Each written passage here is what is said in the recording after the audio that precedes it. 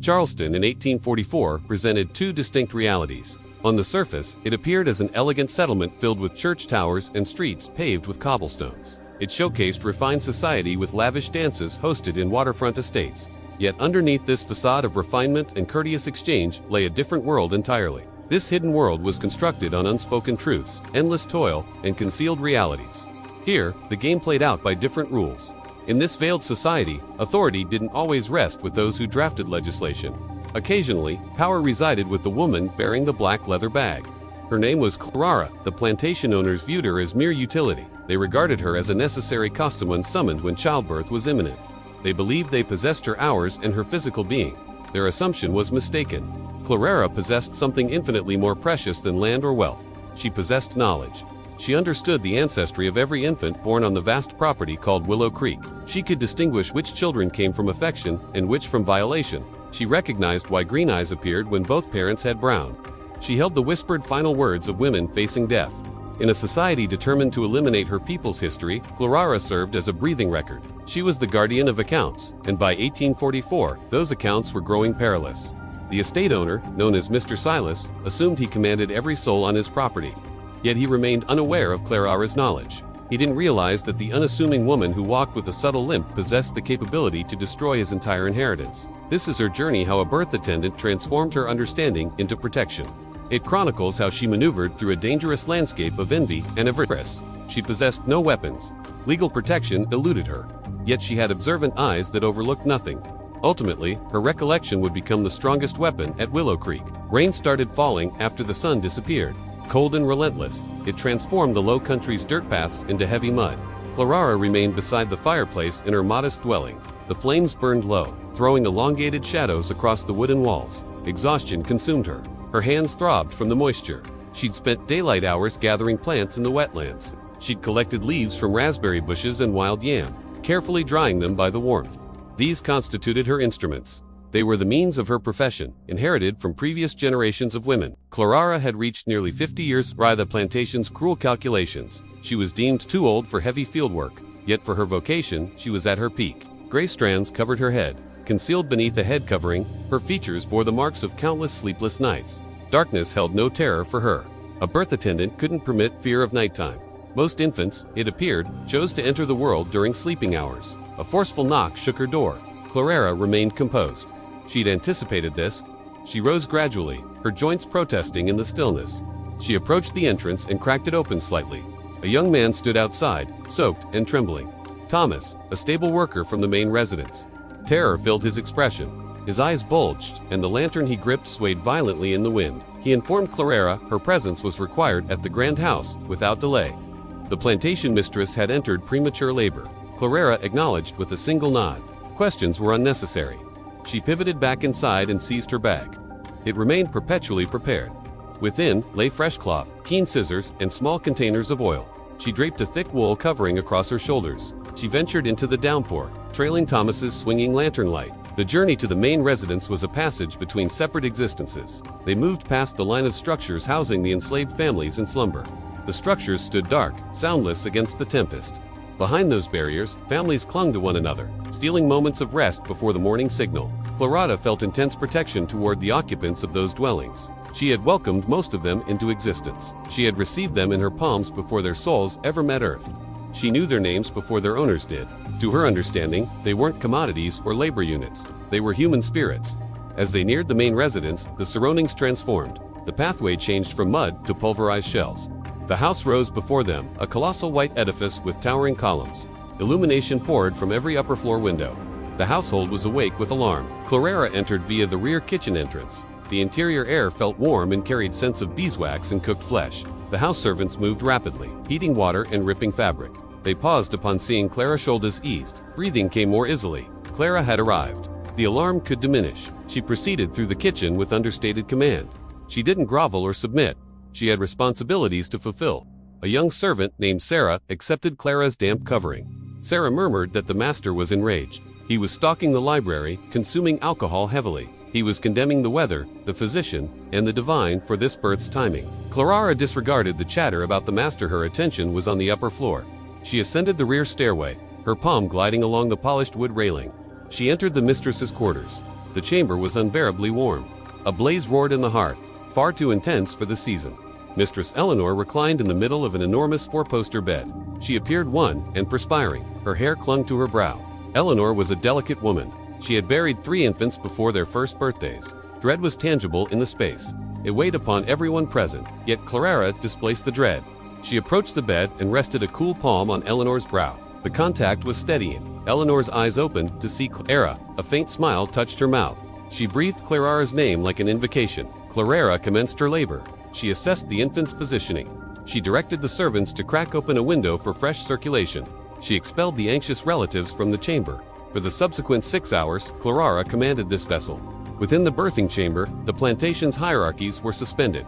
Rank dissolved before pain and blood. Here, the enslaved woman issued commands, and the white woman complied.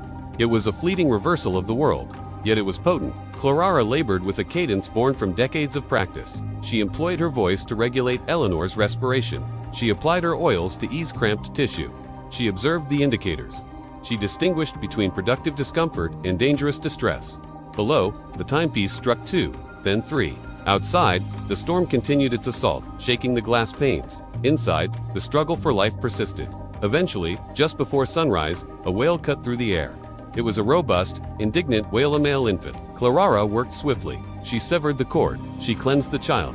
She enveloped him in warm wool. She examined him with experienced eyes and digits on hands, 10 on feet, functioning lungs. She transferred the infant to his mother. Eleanor wept from relief. The chamber filled with gentle sounds of fatigue and happiness. Claraara retreated into the darkness. Her task was concluded. She cleaned her hands on fabric. She began organizing her bag. Yet as she packed, the entrance opened. Mr. Silas stepped into the chamber. He reeked of spirits and tobacco. He strode to the bed, completely ignoring Claraara. He examined his son. He observed his wife. He acknowledged with satisfaction. He had an heir. The dynasty was protected. He pivoted to depart, and momentarily, his gaze connected with Claraara's. No appreciation existed in his look, only assessment. He regarded her as one regards an instrument that has served its purpose. Yet something else flickered there, too, a trace of discomfort. He understood that Claraara had witnessed his wife in her most defenseless condition. He understood that Claraara had held his heir's life in her grasp. That reliance troubled him. He disliked depending on anyone, particularly a woman he deemed his possession. He turned away abruptly and exited the chamber. Claraara completed her packing. She anticipated no gratitude. She collected her bag and departed the room, down the rear stairs, and into the gray morning. The rain had ceased. The air felt cool and pure. Claraara walked back to her dwelling. She was drained, yet her mind remained vigilant. She understood that this boy's birth altered circumstances. Silas now possessed what he desired. His focus would transform. He would seek expansion, to secure wealth for this new son. And on a plantation, expansion typically meant one thing: selling people, dividing families. Claraara felt a cold knot in her abdomen. She knew the ledger in her consciousness was about to gain great significance. She entered her cabin and placed her bag down. Sleep eluded her. Instead, she prepared strong tea. She sat beside the cold ash of her fire and began contemplating. She needed preparation. 3 days afterward, the festivities commenced. The plantation buzzed with motion. Visitors arrived from Charleston and surrounding estates. Vehicles lined the pathway. The house servants were exhausted, arranging banquets in shining silver. Claraara maintained distance from the main residence. She cultivated her garden. She visited a young woman named Bessie, whose delivery was anticipated in weeks. Bessie felt anxious. She was young, merely 17. This was her initial child. She perched on a stump while Claraara removed weeds from the plant rows. Bessie questioned if the new infant at the grand house signaled trouble. Claraara ceased weeding. She regarded the young woman. She refused to deceive her. She informed Bessie that transformation always brought peril, yet she also instructed her to concentrate on the life developing within her. Dread, Claraara stated, could corrupt the milk. It could constrict the body when expansion was necessary. She advised Bessie to believe in her ancestors' strength. That afternoon, Claraara observed the overseer, a man called Crouch. Walking, the slave quarter rose. Crouch was a brutal man. He bore a whip, not for display, but for application. He was tallying. He possessed a notebook in his grasp. Claraara watched him from her porch shadows. She recognized that book. It wasn't a birth record like the one in her memory. It was a sales ledger. He was evaluating worth. He was examining strength, dental condition, and years. He was determining who would remain and who would depart. Claraara's heart pounded against her ribs. She saw him pause at a man named Isaac's cabin. Isaac was an accomplished woodworker. He had a spouse and 3 offspring on the estate. If Isaac was sold, the family would be shattered. Claraara knew action was necessary. But what could she accomplish? She possessed no currency. She had no legal position. She had only her hidden knowledge. She recalled a night 4 years prior. It was a night similar to the one just past, a stormy night. Yet that night, the birth hadn't occurred in the master's chamber. It had transpired in a small space behind the vehicle house. The laboring woman wasn't the mistress. It was a young seamstress named Rose. Rose was lovely and reserved. She worked in the main house, stitching the mistress's garments. The infant born that night had pale skin, remarkably pale. And the infant had eyes of a particular gray shade, identical gray as Mr. Silas's eyes. Rose had perished from illness 2 years later. Yet the child, a small girl named Mary, remained on the plantation. She played with the other children, barefoot and dusty. Yet Claraara observed her. She perceived the resemblance, and she knew Silas perceived it too. Silas disregarded the child. He behaved as if she didn't exist. Yet he had never sold her, perhaps from a fragment of remorse, or perhaps from fear that someone would notice the eyes. Claraara realized that May was her advantage. If Silas was planning to sell families to generate funds for his heir's future, he might be convinced to reconsider if reminded of his past. It was a perilous strategy. Coercion was a death sentence if it failed. Claraara needed a scheme. She couldn't confront Silas directly. That would be fatal. She needed subtlety. She needed to make him believe the choice was his own. The chance arrived sooner than anticipated. The following week, the infant at the grand house fell ill. It was mild colic, common in newborns, yet Eleanor was frantic. She rejected letting the physician bleed the child. She demanded Claraara. Silas was furious, yet he couldn't refuse his weeping wife. He summoned Claraara. Claraara arrived to discover the nursery in disorder. The infant was wailing. Eleanor was sobbing. Silas was pacing, his face crimson with frustration. Claraara accepted the baby. She soothed him with a rhythmic hushing sound. She massaged his back with chamomile oil mixture. Within moments, the baby belched and settled. Silence returned to the chamber. Eleanor collapsed in her chair. Depleted, Silas regarded Claraara. For the first time, he addressed her directly. He questioned what she had done. Claraara maintained lowered eyes. She explained it was merely trapped gas. She stated the baby was robust, like his father. Then she took a chance. She mentioned the baby possessed the same powerful lungs as the little girl May. The chamber went deathly still. Silas froze. His eyes contracted. He glanced at his wife. Yet Eleanor was half asleep, not attending. He looked back at Claraara. The air between them crackled with strain. Claraara didn't waver. She continued, rocking the baby gently. She spoke no additional words. She didn't need to. The name had been uttered. The link had been established. Silas knew that Claraara knew, and more significantly, he knew that Claraara was the one who tended to his wife. Claraara was the one who whispered in Eleanor's ear during the long daytime hours. If Claraara were to mention the resemblance to Eleanor, if she were to highlight the gray eyes, Eleanor's family possessed wealth. Her dowry had financed the plantation's expansion. If she felt deceived, if she felt shamed, she could withdraw her support. Silas was a commerce man. He comprehended leverage. He cleared his throat. He informed Claraara she had performed well. He instructed her to visit the kitchen and obtain some provisions for her own cabin.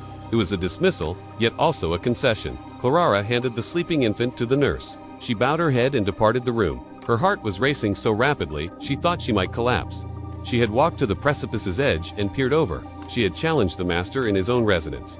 As she walked back to the quarters, she felt a peculiar mixture of victory and terror. She had purchased some time. She had sent a message, yet she had also marked herself as a target. Silas wouldn't forget this. He wouldn't pardon it. He would watch her now. He would await her error. Claraara knew the game had transformed. It was no longer simply about delivering babies. It was about survival. She reached her cabin and secured the door. She went to her herb shelf. She shifted a container of dried sage. Behind it, there was a loose plank in the wall. She pried it open. Inside was a small velvet pouch. She extracted it. Inside the pouch were a few coins and a document. The document was aged and fragile. It was her freedom papers. They were counterfeit. A man in Charleston had created them for her years ago in exchange for rescuing his sister's life during a complicated birth. Claraara had never utilized them. She couldn't abandon her people. She couldn't leave the women who depended on her. Yet now she examined the document with fresh perspective. It was a backup plan, an emergency exit. She returned the document and replaced the plank. She hoped she would never need to use it. Yet hope was a delicate thing in 1844. She needed more than hope. She needed allies. The next morning, Claraara went to the river. It was washing day. The women assembled at the bank, scrubbing garments against stones. This was the plantation's information network. Here, news moved faster than the telegraph. Claraara assumed her position among them. She washed her apron, listening. The women discussed the overseer's list. They murmured about who might be sold. Dread was spreading like disease. Claraara spoke quietly to the woman beside her, Sarah, the servant from the grand house. Claraara asked Sarah to remain alert. She needed to know if Silas dispatched any correspondence to the slave merchants in the city. Sarah nodded. She understood. They were a network, invisible to the masters, yet tightly connected. Claraara then went to locate Isaac. She discovered him mending a fence near the paddock. She brought him cool water. She instructed him to be cautious. She advised him to make himself invaluable. She told him to repair the master's preferred carriage, the one with the damaged axle that no one else could fix. She told him to do it today. Isaac regarded her, confused. Then he perceived the urgency in her eyes. He nodded. He understood she was attempting to rescue him. He abandoned the fence and went to the carriage house. Claraara watched him depart. She was maneuvering pieces on a board she couldn't fully perceive. She was attempting to construct a barrier of worth around the people Silas wanted to discard. If Isaac repaired the carriage, Silas might recall he was a skilled craftsman, not merely a field worker. It was a small thing, yet sometimes small things tipped the balance. That evening, Claraara returned to her cabin. She sat on her porch, observing the sun descend. The sky was a bruised purple. The air was dense with mosquitoes. She saw the overseer crouch walking toward her cabin. He wasn't alone. He was with the physician. Dr. Sterling was a new arrival in the county. He was young, ambitious, and conceited. He had studied in the north. He believed in contemporary medicine. He believed that midwives were superstitious remnants of the past. He desired to prohibit their practice. He wanted to be the sole health authority in the district. They halted at Claraara's gate. Crouch leaned on the fence, chewing a piece of straw. Dr. Sterling regarded Claraara with contempt. He informed her that new regulations existed. He stated that henceforth she was not to administer any remedies without his authorization. She was not to touch a patient unless he was present. He claimed her concoctions were hazardous. Claraara stood up slowly. She maintained an expressionless face. She knew this assault wasn't truly about medicine. It was about dominance. Silas was employing the physician to restrict her wings. He was attempting to strip her of her authority. If she couldn't heal, she lost her worth. If she lost her worth, she was just another aged woman to be sold. Claraara regarded the physician. She questioned him in a tranquil voice if he planned to reside in the slave quarters. She asked if he would be there at 3 o'clock in the morning when a fever subsided. She asked if he would launder the soiled sheets and heat the water. The physician scoffed. He stated that wasn't a physician's responsibility. Claraara nodded. She said nothing. She allowed his own words to linger in the air. She allowed him to expose his ignorance. Crouch laughed. He enjoyed witnessing the physician flustered, yet he also warned Claraara. He instructed her to watch her actions. He told her that one misstep and she would be in the fields harvesting cotton, advanced age or not. They departed. Claraara watched them leave. She felt cold fury burning in her chest. They wanted to eliminate her. They wanted to take the singular thing she possessed, her ability, yet they didn't comprehend. Her ability wasn't in the plants. It was in her hands. It was in her spirit. They could seize her containers. They could forbid her remedies, yet they couldn't prevent the women from seeking her in the darkness. They couldn't stop the trust. Claraara went inside. She knew a conflict was approaching, a conflict between the traditional ways and the modern, between the community and the establishment. She had to be cleverer. She had to be invisible. She began concealing her most precious herbs. She buried containers of medicine under the floorboards. She stitched seeds into her skirts. She was preparing for a siege. Weeks elapsed. Summer's heat descended on the low country. The air was thick and damp. Tempers ignited. The labor in the fields was punishing. And then the fever arrived. It commenced with a child in the quarters, then an elderly man, then 3 field workers. It was marsh fever, aggressive and swift. People were burning with temperature. Silas ordered Dr. Sterling to address it. The physician arrived with his leeches and his mercury. He bled the patients. He administered heavy doses of calomel. The patients deteriorated. They grew weaker, to perished within the initial week. Alarm spread through the quarters. The people knew the physician's medicine was killing them. They whispered for Claraara, yet Claraara was prohibited from acting. She observed from her window as the physician moved from cabin to cabin, leaving suffering in his trail. It was agony for her to have the remedy in her hands, yet be unable to employ it. She knew they required hydration. They needed willow bark to reduce the fever, not mercury to poison the blood. They needed cool compresses, not bleeding. One night late, a woman scratched at Claraara's rear window. It was Bessie. Her eyes were frantic. Her husband Sam had the fever. The physician had bled him that morning. Now Sam was shaking, his skin gray. Bessie pleaded with Claraara to assist. She stated she didn't care about the regulations. She stated Sam was dying. Claraara regarded the young woman. She observed the fear and the affection in her features. This was the moment, the choice. To comply and permit a man to die, or to disobey and risk everything. Claraara didn't hesitate. She seized a small pouch she had concealed. She extinguished her candle. She climbed through the window into the darkness. They moved like shadows through the quarters. They reached Bessie's cabin. Sam was delirious. Claraara went to work. She labored silently, efficiently. She brewed tea over a tiny flame, shielding the light. She forced the liquid between Sam's cracked lips. She sponged his body with cool water and vinegar. She sat with him through the darkest hours. She fought the fever with everything she knew. By dawn, the shaking had ceased. Sam's skin was cool. He was sleeping peacefully. Claraara instructed Bessie on what to do. She told her to hide the herbs. She told her to inform the physician that Sam had simply rested. Claraara slipped back to her own cabin before the first bell rang. She was exhausted, yet her spirit was soaring. She had won a skirmish, yet the war was far from over. Over the subsequent nights, Claraara visited 5 more cabins. She became a phantom healer. She reversed the damage the official physician had caused. The patients recovered. Dr. Sterling was perplexed. He attributed the recoveries to his own genius. He boasted to Silas that he had conquered the fever.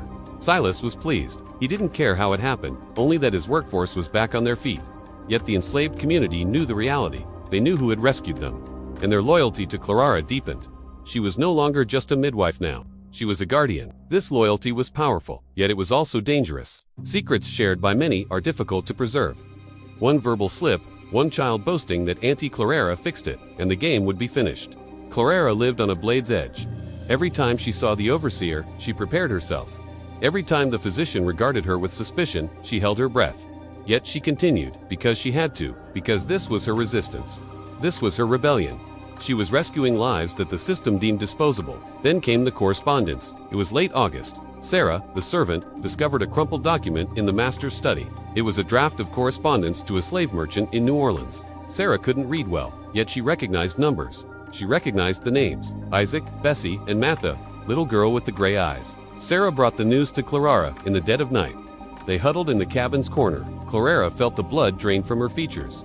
Silas was proceeding with it. He was selling them, and he was selling his own daughter, May, to eliminate the evidence of his infidelity. Selling her to New Orleans was a cruel fate. New Orleans was a notoriously harsh market. May would be lost forever. Claraara felt a surge of fury. It was a hot, blinding anger. Silas was a monster. He would sell his own flesh and blood for profit. He would destroy Isaac's family after Isaac had labored so hard to please him. Claraara knew that subtle hints were no longer sufficient. The time for negotiation was finished. She needed to stop this sale.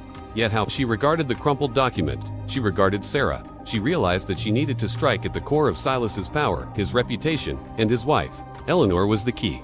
If Eleanor knew the truth about May, she might not care about the child. Yet if she knew that Silas was selling the child to conceal his sin rather than confessing it, if she knew that Silas was using her money to clean up his messes. Eleanor was frail, yet she was proud, and she controlled the purse strings of her inheritance. Claraara formulated a scheme. It was risky. It was terrifying. It involved the ledger of memory. She wouldn't tell Eleanor directly.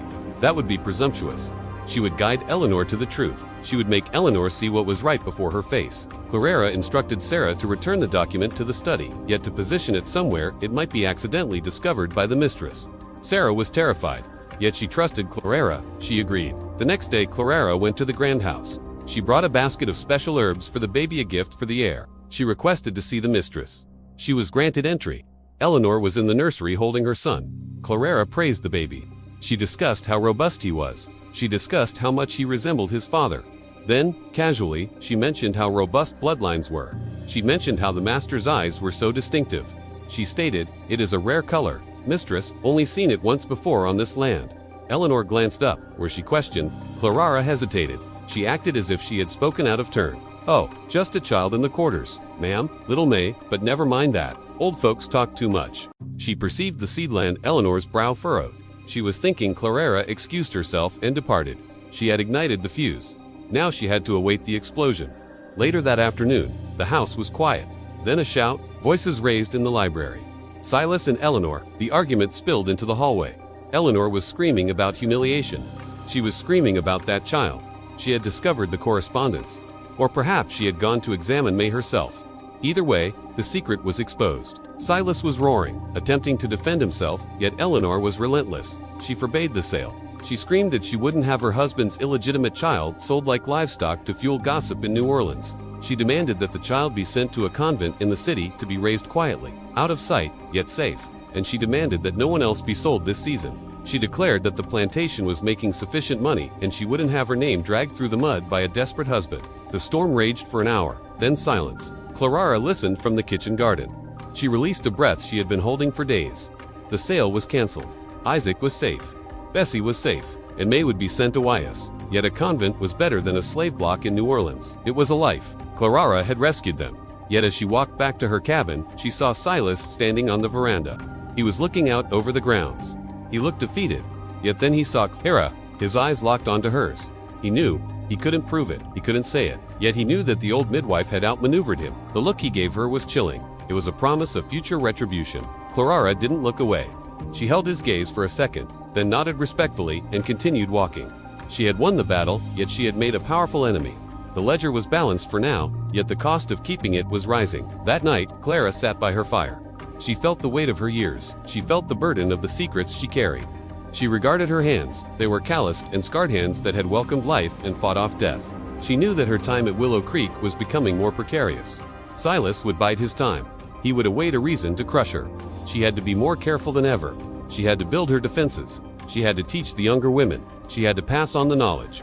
Because one day, Claraara would be gone. Yet the babies would keep coming.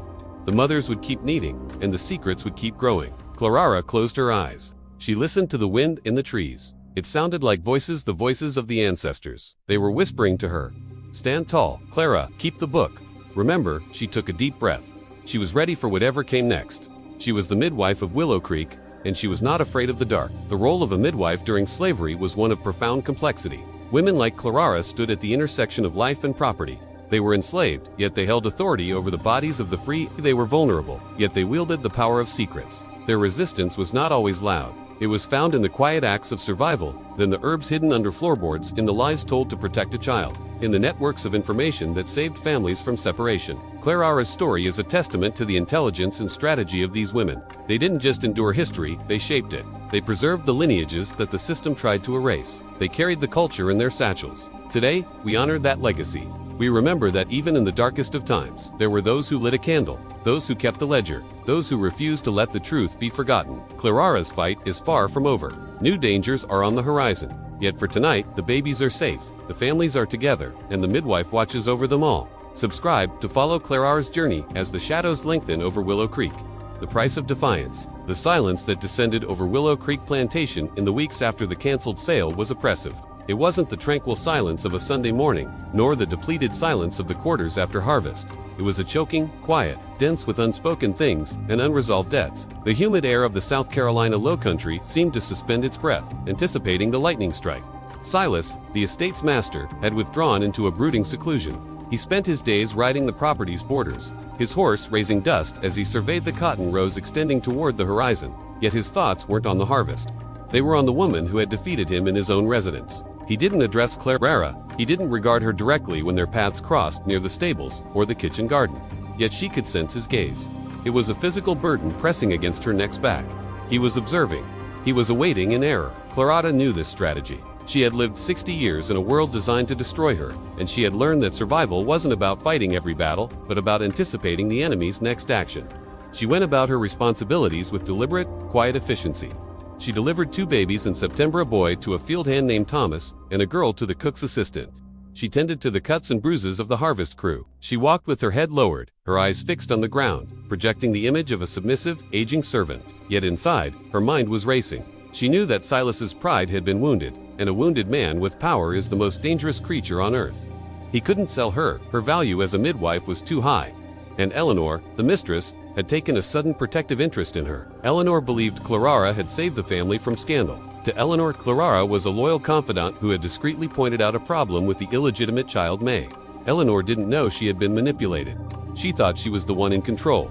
This protection was Claraara's shield, yet it was made of glass. One crack, one doubt, and it would shatter. By late September, the heat began to break, replaced by the damp chill of impending autumn. The harvest was coming in, and the workday stretched from dawn to dusk. The exhaustion in the quarters was palpable. Men and women moved like sleepwalkers, their bodies pushed to the limit. It was in this weakened state that the next threat arrived. It didn't come with a whip or a chain. It came on the wind, invisible and silent. It started with a child in the lower cabins. Little Samuel, 6 years old, complained of a stomachache. By noon, he was burning with fever. By sundown, the sickness had taken hold of his bowels. It was the bloody flux dysentery. In the cramped communal living conditions of the slave quarters, it was a death sentence waiting to execute the vulnerable. Claraara was summoned immediately. She entered Samuel's cabin and smelled the distinct copper scent of the disease. Her heart sank. This wasn't a simple fever. This was a scourge that could wipe out half the workforce if it wasn't contained. She moved quickly, ordering the mother to boil water and isolating the child as best as they could in the single-room shack. She went to her own cabin and retrieved her stash of blackberry root and oak bark and remedies passed down from her grandmother. These roots were astringent. They would help stop the bleeding and tighten the gut. Yet as she worked, a shadow fell across the doorway. It was Mr. Crouch, the overseer. He was a thick-set man with a red face and a temper that flared like dry kindling. He regarded Claraara, then the sick child. "Get back to work," Crouch barked at the mother. "The boy stays here. If he dies, he dies. We have cotton to pick." Claraara stood up slowly. "He is contagious, sir. If he is not tended to, the other hands will fall ill. The crop will rot in the fields if there are no hands to pick it." Crouch narrowed his eyes. He hated Claraara. He hated the way the other enslaved people looked at her with reverence. He hated that she spoke with a calm authority that unnerved him. "Don't tell me my business, woman. Dr. Sterling is coming tomorrow for the weekly check. He will decide what is to be done. Until then, no witching doctoring." He kicked the pot of brewing root tea over, sending the dark liquid hissing into the fire. "Get out." Claraara did not argue. To argue was to invite violence. She bowed her head and stepped out into the night. Yet she did not stop. She knew that waiting for Dr. Sterling was a gamble with death. Sterling was a man of books and theories, heavily reliant on mercury and bleeding treatments that would kill a dehydrated child in hours. That night, Claraara became a shadow. She waited until the overseer's lantern had disappeared toward his cottage, then she moved. She didn't go back to Samuel's cabin directly. Instead, she went to the well. She drew fresh water, bucket after bucket. She crept to the edge of the woods and dug up fresh roots by the light of the moon. She worked with silent urgency, her hands moving by memory and touch. She returned to the quarters, slipping from cabin to cabin. The sickness was spreading. 2 more men were complaining of cramps. Claraara distributed the water. She whispered instructions. "Boil it. Keep the sick away from the well. Bury the waist deep." She was fighting a war on 2 fronts, against the bacteria destroying her people's bodies and against the ignorance of the men who owned them. 3 days passed. The sickness gripped the plantation. 7 people were down. Dr. Sterling arrived on his horse, looking annoyed at the inconvenience. He marched into the quarters, holding a scented handkerchief to his nose. He examined Samuel, who was weak, yet miraculously still alive. Claraara had managed to get enough blackberry tea into him to slow the fluid loss. Sterling frowned. "The boy is dehydrated," he announced, stating the obvious. "Bleed him. It will release the toxins." Claraara stood in the corner, her hands clenched in her apron.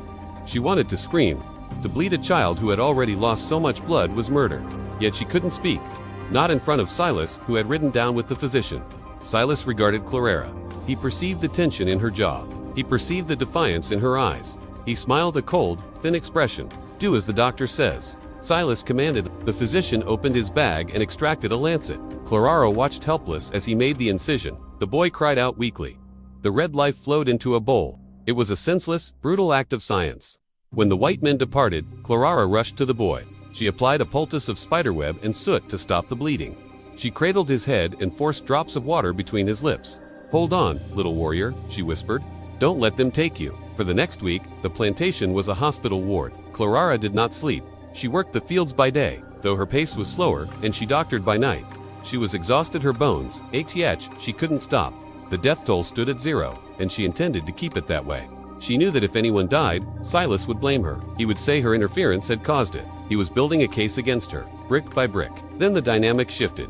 The sickness, which respected no boundaries of race or class, crossed the manicured lawn of the grand house. It struck the kitchen staff first, then the chambermaid, and finally the nursery. Eleanor's screams echoed through the house. One rainy Tuesday morning, her son, the heir, the future master of Willow Creek, had woken up vomiting. The flux had come for the master's bloodline. Panic erupted in the mansion. Silas sent a rider for Dr. Sterling, yet the physician was 20 miles away, attending to another estate. The storm had washed out the bridge. He wouldn't be there for hours, perhaps a day. Silas stood in the nursery, looking down at his son. The boy was pale, his eyes sunken. The dehydration was setting in fast. Eleanor was hysterical, clutching the bedpost, praying. Silas regarded his wife. Then he regarded the window, toward the slave quarters. He knew that while Dr. Sterling's patients often withered, the children in the quarters were recovering. He had seen Samuel sitting up on his porch just that morning. He knew Claraara was responsible. He hated her for it, yet he loved his son more than he hated her. He turned to the maid. "Sarah, fetch Claraara." The order hung in the air. It was an admission of defeat. It was a surrender of authority. When Claraara arrived at the grand house, she was wet from the rain and smelled of wood smoke. She entered the nursery, her presence filling the room with a calm, grounding energy. She didn't regard Silas. She regarded only the child. She approached the bed. She placed her rough hand on the boy's forehead. She checked his skin, pinching it gently to see how slowly it snapped back. "He needs water," Claraara said, her voice low, "and the root tea." Immediately, Eleanor regarded Silas. "Let her do it," she sobbed. "Save him, Clara, please." Silas stood by the fireplace, his back stiff. He gave a curt nod. He couldn't bring himself to say the words. Claraara went to work. She didn't use the silver spoons or the fine china. She asked for a simple cup. She brewed her concoction in the kitchen, ignoring the sneers of the white cook, who thought her a savage. She brought the medicine up and administered it spoon by spoon, hour by hour. She sat by the bedside all night. She wiped the boy's brow. She hummed low rhythmic tune songs from a land she had never seen, yet remembered in her blood. Silas watched her from the doorway. He saw the tenderness she showed his son. It confused him. How could property possess such humanity? How could a woman he held in bondage fight so hard to save his legacy? By dawn, the fever broke. The boy opened his eyes and asked for food. Eleanor wept with relief, collapsing into a chair. Claraara stood up. Her knees cracked. She was dizzy with fatigue. She regarded Silas. For a moment, there was no master and slavery to adults who had watched death pass over a child. "He will live," Claraara said. Silas regarded her. "Go back to your quarters." There was no thank you, there was no reward. Yet as Claraara walked back through the rain, she knew she had bought herself time. Eleanor would sing her praises. Silas would be forced to endure her presence a little longer. Yet the reprieve was short-lived. The very act of saving the heir had deepened Silas's resentment. He now owed the life of his son to the woman he wanted to destroy. It was a humiliation he couldn't stomach. The debt was too great, and since he couldn't pay it with gratitude, he decided to pay it with vengeance. October arrived with a chill wind. The cotton was picked. The gins were turning. The plantation was preparing for the winter. It was during this lull that the stranger arrived. He was not a guest. He was a fugitive. Claraara found him near the edge of the swamp, where the cypress knees poked out of the black water like skeletal fingers. She was gathering moss for bedding. He was huddled in the hollow of a rotting tree, shivering, his leg badly gashed. He was young, perhaps 20. His clothes were rags. He regarded Claraara with wild, terrified eyes. He held a sharpened stick, ready to defend himself. Claraara didn't flinch. She raised her hands, palms open. "Peace, son, peace." She saw the iron band around his ankle, the chain broken, yet the shackles still biting into the flesh. He was a runner, a man seeking the North Star. To help him was a federal crime. To hide him was to risk not just her position, but her life. If caught, she would be whipped, perhaps sold down river, or worse. Yet Claraara regarded his face. She saw the desperation. She saw the spark of freedom that Silas and his kind tried so hard to extinguish. She couldn't walk away. "Stay here," she whispered. "Cover yourself with the moss. Do not move until I return." She went back to her cabin. Her heart was hammering against her ribs. This was different from hiding herbs or manipulating the mistress. This was direct insurrection. She gathered food cornbread and a piece of salt pork. She grabbed a salve for his leg. She returned to the swamp under the guise of collecting firewood. She tended to his wound. His name was Elijah. He had run from a plantation in Georgia. He had been moving for 3 weeks, following the rivers. "Why you help me, Mama?" Elijah asked, his voice rasping. "They catch you, they kill you." Claraara regarded him, her eyes hard and bright. "Because you are my son," she said. "We are all kin in this struggle. You carried the hope. I carried the strength to get you there." For 3 days, Claraara kept Elijah hidden in the swamp. She fed him. She told him the routes to the next safe house, knowledge she had gleaned from whispers over the decades. She was part of a network. She rarely spoke of, a chain of silent guardians stretching from the deep south to the Ohio River. Yet the plantation was not as large as it seemed. Mr. Crouch, the overseer, was suspicious. He had noticed Claraara's frequent trips to the woods. He had seen the extra portion of bread missing from her table. On the 4th night, the dogs began to bark. It was a sound that froze the blood of every black person in the county, the baying of hounds. The slave patrol was out. They weren't looking for Elijah specifically. They were just prowling, looking for sport, looking for anyone out of place. Claraara was in her cabin when she heard them. She knew Elijah was still in the hollow tree, too weak to move far. If the dogs caught his scent, it was over. She had to make a choice: stay safe in her cabin or create a diversion. She grabbed a basket of laundry. She stepped out onto her porch. She threw a heavy rock into the brush on the opposite side of the quartersway from the swamp. The noise startled the chickens. They squawked loudly. The dogs turned their heads. The patrol riders holding torches swiveled toward the noise. "Who goes there?" Crouch shouted. Claraara stepped into the light of the torches. She looked small and harmless. "Just me, Mr. Crouch." "Old Claraara, a fox got in the coop, I reckon. Scared the birds." Crouch rode his horse up to her porch. The beast snorted, its hot breath steaming in the cold air. Crouch leaned down. "You're up late, Claraara. Babies don't tell time, sir, and neither do foxes." Crouch stared at her. The dogs sniffed around the porch. One of them whined and looked toward the woods where Elijah was hidden. Claraara's heart stopped. She reached into her pocket and pulled out a piece of dried meat she kept for treats. Subtly, she dropped it near the dog. The hound snapped it up and lost interest in the distant scent. Crouch spat tobacco juice onto the dust.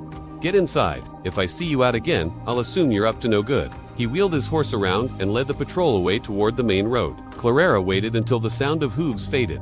Then she ran.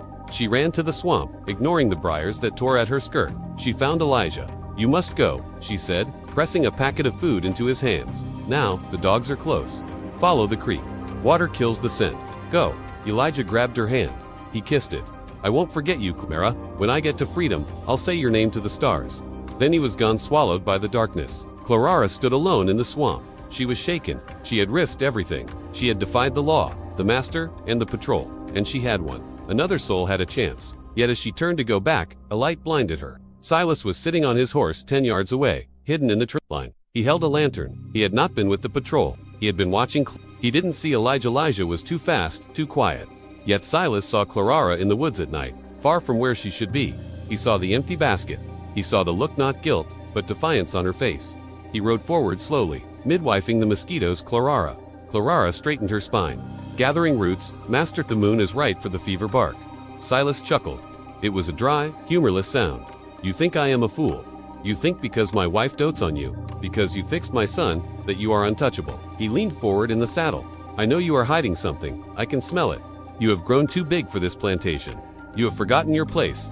"I know my place, Sir," Claraara said steadily. "My place is keeping your property alive." "Is it?" Silas countered. "Or is it deciding which property gets sold, which property gets healed? You play God, Claraara, and that is a sin." He straightened up. "Go to your cabin. Tomorrow we will search it every inch. If I find one thing that does not belong to you, one coin, one book, one scrap of paper, you will wish you had died in the fever." He rode off, leaving her in the dark. Claraara walked back to her cabin with leaden feet. She knew what this meant. Silas was going to frame her. He didn't need to find a runaway slave. He just needed to find a reason, any reason, to strip her of her status and break her before the community. He would plant something, a silver spoon, a bottle of wine. She entered her cabin. She regarded her meager possessions, the dried herbs hanging from the rafters, the quilt on her pallet, the small wooden stool, and the book. Hidden beneath the loose floorboard under her bed was the ledger. The book where she recorded the true names of the babies. The book where she kept the lineages. The book that proved they were people, not cattle. If Silas found the ledger, it would be the end. Not just for her, but for the history of everyone on Willow Creek. He would burn it. He would erase them. Claraara fell to her knees. She pried up the board. Her fingers trembled as she touched the leather cover. She couldn't burn. It was too precious. She couldn't hide it. In the woods, Silas would have men combing the perimeter come dawn.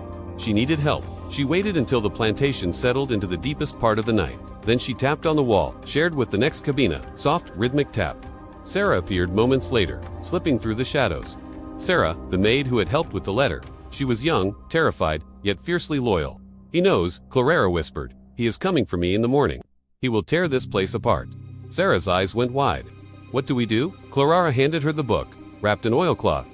"You must take this. Hide it in the grand house, in the library, behind the rows of books on the top shelf. He will never look for a slave's secret in his own sanctuary." "The library," Sarah gasped. "Clara, if he catches me, he is looking at me," Clara said intensely. "His eyes are fixed on this cabin. He sees nothing else. You are invisible to him right now. You are just a pair of hands that dusts his furniture. Use that." Sarah took the book. She felt the weight of it. She nodded. "I will do it. Go now." Sarah vanished into the night. Claraara replaced the floorboard. She sat on her stool and waited. She did not sleep. She watched the fire die down to embers. She prayed to the ancestors. She asked for strength. She asked for a tongue that would not stumble and a back that would not break. The sun rose blood red over the fields. At the first bell, the door to her cabin was kicked open. Mr. Crouch stood there, a malicious grin on his face. Behind him were two other patrollers, and behind them, Silas. "Turn it out," Silas ordered. The men tore through the cabin. They ripped the herbs from the rafters, trampling them into the dirt. They overturned the pallet. They smashed the few clay jars Claraara owned. Claraara stood in the center of the chaos, silent and still. She did not beg. She did not cry. Crouch pried up the floorboards. He looked underneath, empty. He checked the chimney. He checked the mattress stuffing. Nothing. Silas's face grew darker with every empty corner. He had expected to find something. He had perhaps even instructed Crouch to ensure something was found. Yet in the confusion of the morning, the signal had been missed. Or perhaps Silas wanted the discovery to be genuine, so his conscience, however warped, would be clear. Crouch stood up, dusting off his hands. "She's clean, boss. Just roots and rags." Silas stepped into the cabin. The space was small, feeling even smaller with his looming presence. He regarded Claraara. He saw the calm in her eyes, and it infuriated him. She had won again. She had anticipated him. Yet Silas was not a man to leave empty-handed. He walked over to the pile of crushed herbs on the floor. He kicked them. "This is trash," he said. "It breeds filth, and filth breeds disease." He turned to Crouch. "She is relieved of her duties as midwife. She is too old. Her methods are unsanitary. From now on, Dr. Sterling handles all births. Claraara will report to the cotton fields." The sentence hung in the air like a guillotine blade. To send a woman of 60 back to the fields was a death sentence. The work was brutal. The sun was unforgiving. Her hands, skilled in healing, would be torn apart by the bulls. Her back would give out. Claraara felt a cold shockwave pass through her body. This was his revenge. He couldn't prove a crime, so he would kill her legally through labor. "Master Silas," Claraara said, her voice steady yet strained.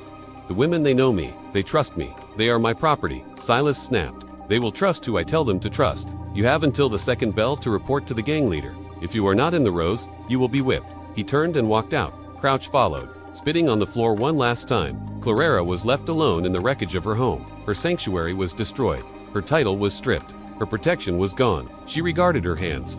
These hands had brought generations into the world. Now they were destined to pick cotton until they failed.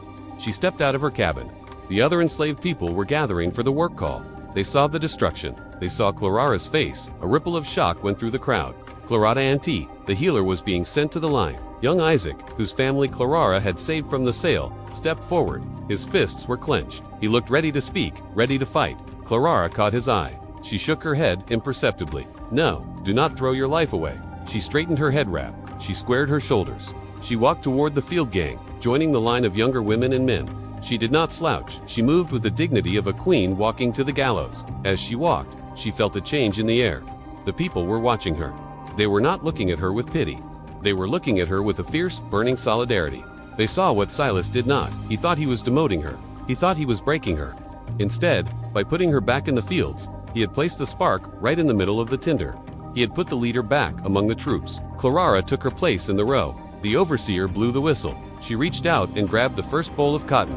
The thorns pricked her finger. A drop of blood appeared. She regarded the red drop. It was the color of life. It was the color of war. She would pick his cotton, yet she would not break. And tonight, in the whispers of the quarters, a new plan would begin. The midwife was no longer just protecting the babies.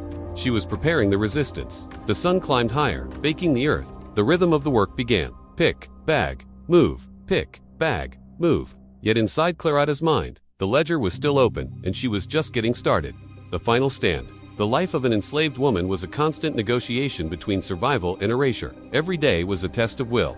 The system was designed to strip away identity, to reduce a human being to a pair of hands and a strong back. Yet women like Claraara possessed a weapon that the masters could not confiscate. Their memory, their knowledge, their deep, unbreakable connection to one another. When Silas sent Claraara to the fields, he intended to humiliate her. He intended to show the community that no one was above his wrath. Yet he failed to understand the nature of power. True power does not come from a whip or a title. It comes from the respect of your people. It comes from the love you have earned through service and sacrifice. Claraara carried that power with her into the cotton rows. She was not just an old woman picking cotton. She was a symbol, a living testament to the fact that the spirit can remain upright even when the body is bent. The field was not her grave.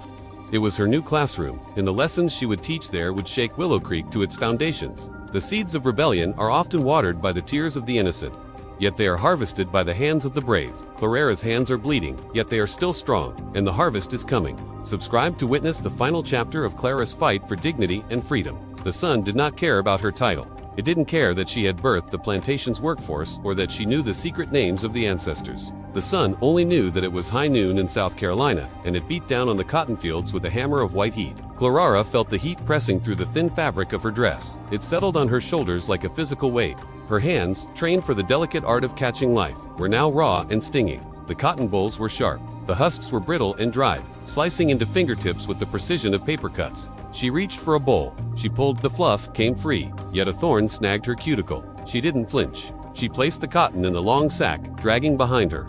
Pick, bag, move. The rhythm was a drumbeat of agony. Her lower back, unaccustomed to the constant stooping after years of midwifery, screamed in protest. Her knees trembled. The dust from the dry earth coated her throat, making every breath a battle against choking. She was 60 years old. By the plantation's logic, she was ancient, a machine that had outlived its warranty, now being run into the ground for scrap parts. Yet Claraara was not just a body, she was a presence. Down the row, she could feel the eyes of the others. They were watching her. They were waiting for her to fall, not out of malice, but out of fear. If Claraara, the strongest spirit among them, could be broken by the rose, what hope did they have? She sensed a shadow fall over her. It wasn't a cloud. It was Crouch. The overseer sat on his horse, the leather of his saddle creaking. He chewed on a piece of tobacco, his eyes hidden beneath the brim of his hat. He had been tracking Claraara all morning. He wanted the satisfaction of seeing her collapse. He wanted to see the moment the dignity left her body. "Pick faster, Auntie," Crouch said. "The sun is moving. You are not." Claraara did not look up. To look a man like Crouch in the eye was to invite violence. Instead, she fixed her gaze on the cotton plant in front of her. "My hands are moving, sir," she said. Her voice was low, rasping with thirst, yet steady. "They move like molasses in winter," Crouch spat. He cracked his whip against his boot. The sound was a sharp report, like a pistol shot. "If that bag isn't full by weighing, you won't get supper. You'll get the post." He kicked his horse and moved down the line, shouting at a young girl who had paused to wipe sweat from her eyes. Claraara exhaled slowly. She forced her fingers to move, yet she could feel her strength waning. The bag was heavy. It dragged at her waist, pulling her down toward the earth that wanted to claim her. Suddenly, she felt a bump against her shoulder. It was subtle, a brush of fabric. She glanced to her left. It was Isaac. The young man was working the row next to her. He was moving with the furious, efficient speed of youth. His hands were a blur. Without breaking his rhythm, without looking at her, Isaac reached into his own sack. He pulled out a large handful of cotton. In one fluid motion, he dropped it into Claraara's bag. It happened in the space of a heartbeat. "Keep your head down, Mama Claraara," Isaac whispered. His lips barely moved. "We got you." Claraara felt a lump rise in her throat that had nothing to do with the dust. She regarded her right. A woman named Esther, who Claraara had nursed through a fever 3 winters ago, was there. Esther did the same, a quick reach, a transfer of weight. "For the baby you saved," Esther whispered. Claraara realized then what was happening. The news had traveled down the rows faster than the overseer could ride. The community had mobilized. They were engaging in a silent, dangerous conspiracy. They were tithing their own labor to keep her standing. They knew she couldn't make the quota on her own, so they were carrying her burden. Claraara blinked away the sweat. She felt a surge of energy that didn't come from food or water. It came from the realization that Silas had made a fatal error. He thought that by putting her in the fields, he was isolating her. He thought he was shaming her. Instead, he had connected her to the current in the grand house. She was separated by walls and duties. Here in the dirt, she was part of the organism. She was the heart, and they were the limbs. She gripped the next bowl with renewed strength. She would not fall. Not today. Not while they held her up. The sun began to dip. The bell for Wayne rang. The line shuffled toward the scale. Crouch stood by the hanging balance, his notebook in hand. He watched Claraara approach. He was already writing the 0 next to her name. He was already savoring the punishment he would inflict. Claraara hoisted her sack. She hooked it onto the scale. The needle swung. It dipped. It settled. Crouch stared at the number. He frowned. He tapped the glass of the scale face. The needle didn't move. She had made the weight. Exactly, Crouch regarded Claraara, his face twisted in confusion and suspicion. He regarded the other slaves who stood with their heads bowed, faces blank, masks of exhaustion. He knew something had happened. The math of her age and the weight of the bag didn't add up. Yet he hadn't seen it. He couldn't prove it. "Lucky day," Crouch muttered. He unhooked the bag. "Get to the quarters. Do not think tomorrow will be as kind." Claraara took her empty sack. She walked toward the cabins. Her legs felt like lead, yet her spine was straight. That night, the dynamic of the quarters changed. Usually, after the evening meal of cornmeal mush, the people collapsed into sleep. The exhaustion was a narcotic, yet tonight there was a hum in the air. Claraara sat on a log near the fire. She was bandaging her fingers with strips of rag. Isaac sat near her, then Esther, then others. They formed a loose circle, pretending to mend clothes or sharpen tools, yet their ears were tuned to her. Claraara lowered her voice. "The grand house is not as strong as it looks," she said. The circle leaned in. "Silas is worried," she continued. "I heard him arguing with the bankers last week. The crop from 2 years ago did not pay the debts. He is leveraged on the land and on the bookies. If this harvest fails, the bank takes the deed." A murmur went through the group. Information was currency. Knowing the master was vulnerable made him seem less like a god and more like a man. "What does that mean for us?" Isaac asked. "It means he is desperate," Clara said, "and a desperate man is dangerous. Yet he is also prone to mistakes. He is cutting corners. He fired the old overseer to hire Crouch because Crouch was cheaper. He stopped buying quinine for the malaria season. She regarded them, her eyes reflecting the firelight. He is squeezing us because he is bleeding. We must be ready. Ready for what? Esther asked. For the moment the wall cracks, Clara said. When the structure fails, we cannot be underneath it. She regarded Isaac. The ledger is safe. Isaac nodded once. Sarah moved it. It is in the library behind the histories of Rome. Just like you said. Good, Claraara said. That book is not just paper. It is the proof of who belongs to whom. It is the map of families.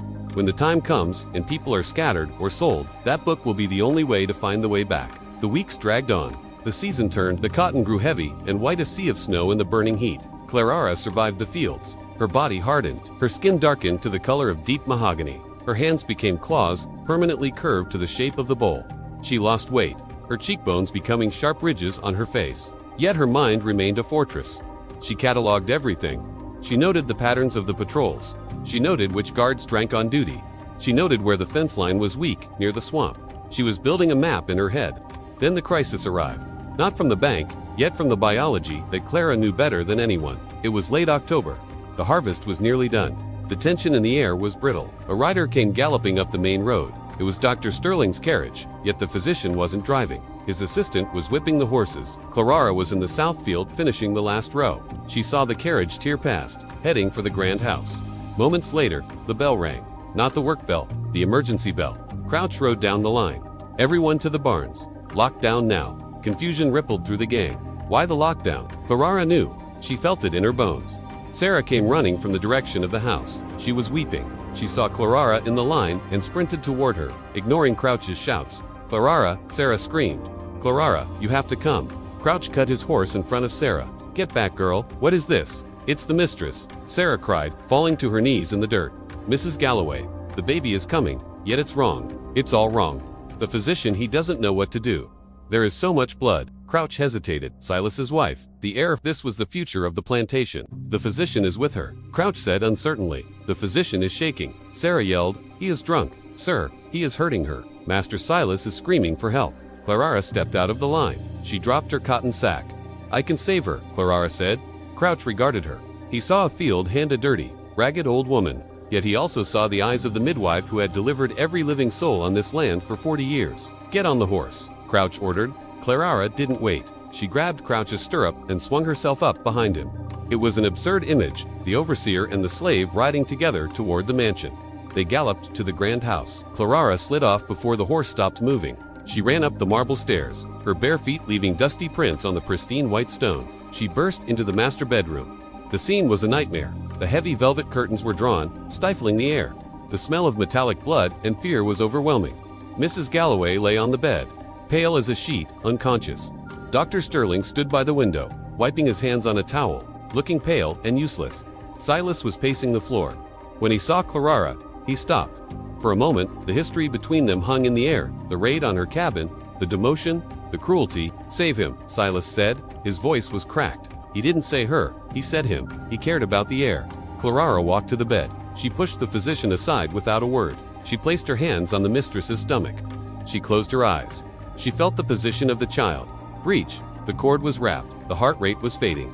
I need hot water, Claraara commanded. I need clean sheets, and I need everyone who is not helping to get out. She turned to Silas. That includes you.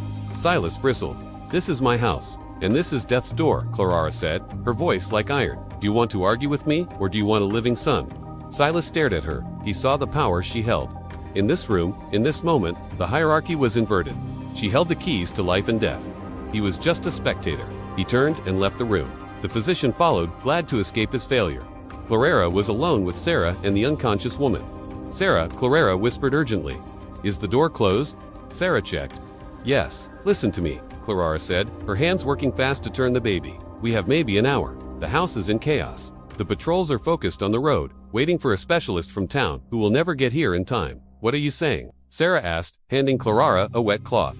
Tonight is the night, Claraara said. The storm is coming. The sky is turning green. I can smell the rain. When the storm hits, the dogs won't be able to track. Tonight, Sarah's eyes went wide. Yet the baby, I will deliver this baby, Claraara said. I will do my duty. Yet you and Isaac must go. I can't leave you, Sarah sobbed. You must, Claraara said. She grimaced as she manipulated the fetus. I am too old to run, child. I would slow you down. I belong to this soil now. Yet you have the book. Sarah froze. The book is in the library, Claraara said. While I am working here, Silas will be downstairs pacing. No one is watching the library. Go in, get the ledger, wrap it in oil. Take it to the hollow tree by the creek where Isaac hides his fishing line. Tell Isaac to meet you there. Claraara go, Claraara hissed. This is the only chance. The chaos of this birth is your cover. If you stay, that book dies. If the book dies, we are forgotten. Do you understand? Sarah regarded Claraara. She saw the love in the old woman's eyes, a fierce sacrificial love. I understand, Sarah whispered. Then move. Be invisible. Sarah slipped out of the room. Claraara turned back to her patient. She focused all her energy. She spoke to the unborn child in the language of the mothers. She coaxed, she guided.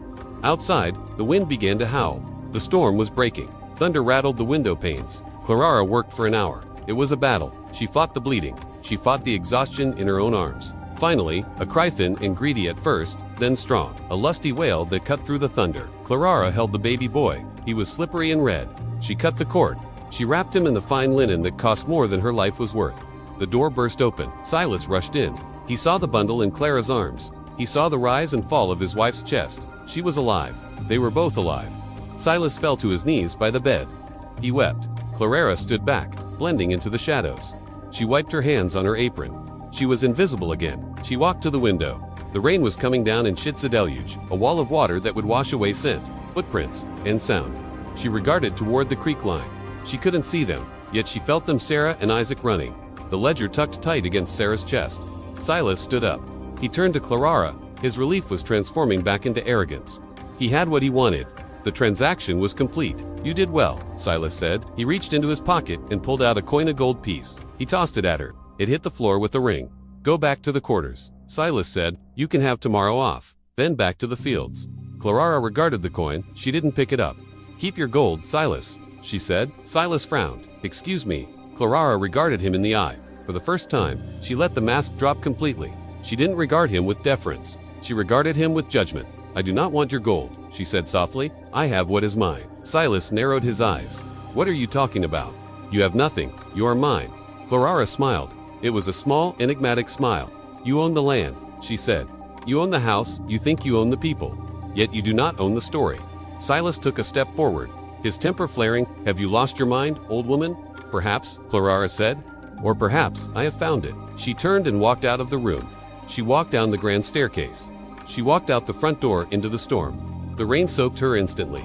It washed the blood of the master's son from her hands. It washed the dust of the cotton field from her skin.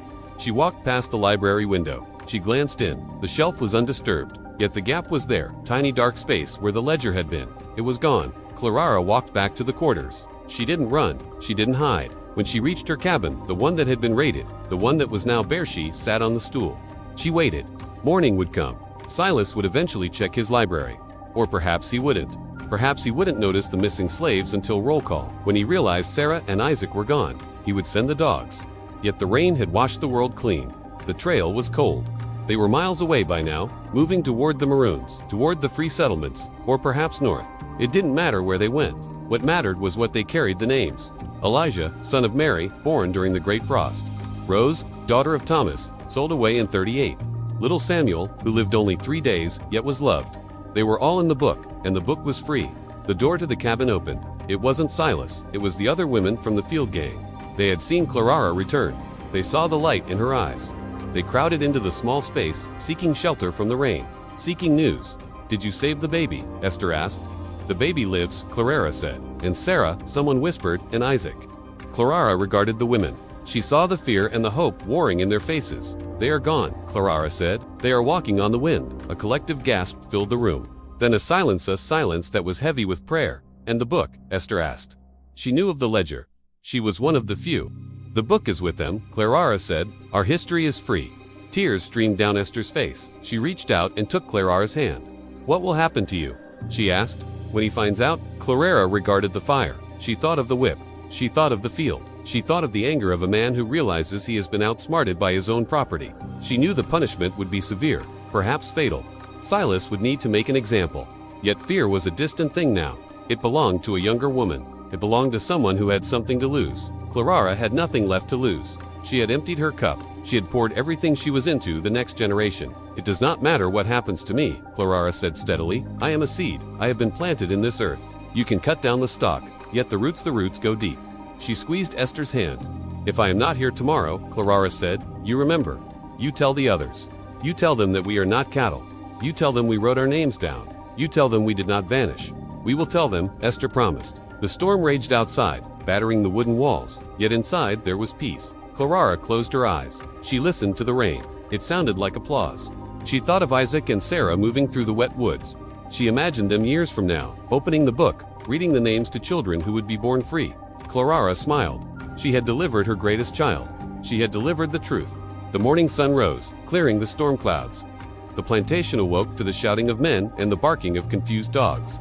The hunt was on, yet the quarry was gone. Claraara walked out to the lineup. She stood in her place. She waited for Silas. When he came, riding his horse, his face purple with rage, he rode straight to her. He knew. He couldn't prove it, yet he knew. He loomed over her. "Where are they?" he screamed. Claraara regarded up at him. She shielded her eyes from the sun.